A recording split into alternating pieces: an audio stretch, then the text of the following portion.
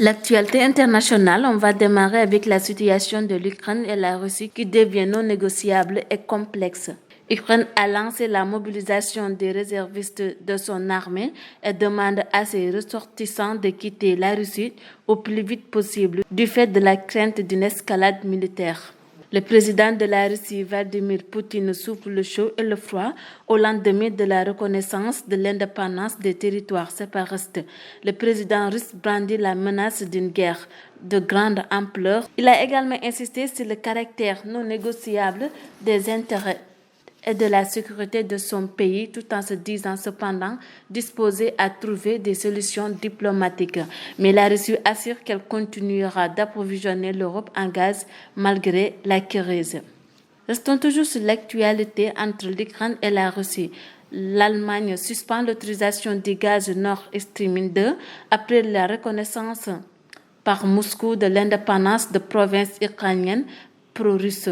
Le chancelier suspendre l'autorisation du gazoduc controversé reliant la Russie à l'Allemagne, l'une des premières sanctions après le discours de Vladimir Poutine. Ainsi, aux États-Unis, Joe Biden annonce des sanctions qui coupent la Russie des financements occidentaux.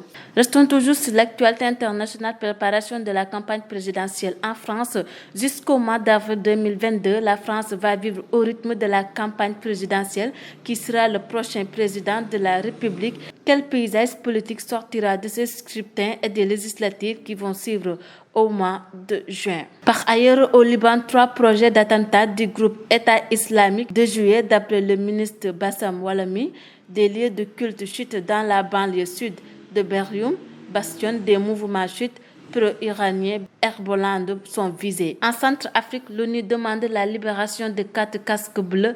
Une haute responsabilité de l'ONU en Centrafrique a rencontré le président Faustin Engin Touadéra afin d'obtenir au plus vite la libération de 4 militaires françaises, membres de la commission onusienne. La situation du Mali reste à voir toujours. Choguel Maïga, premier ministre malien, déclare que la France avait un plan pour renverser le gouvernement. Mais au Niger, près de 20 000 civils tués dans des attentats près du Mali. C'était tout pour l'actualité internationale.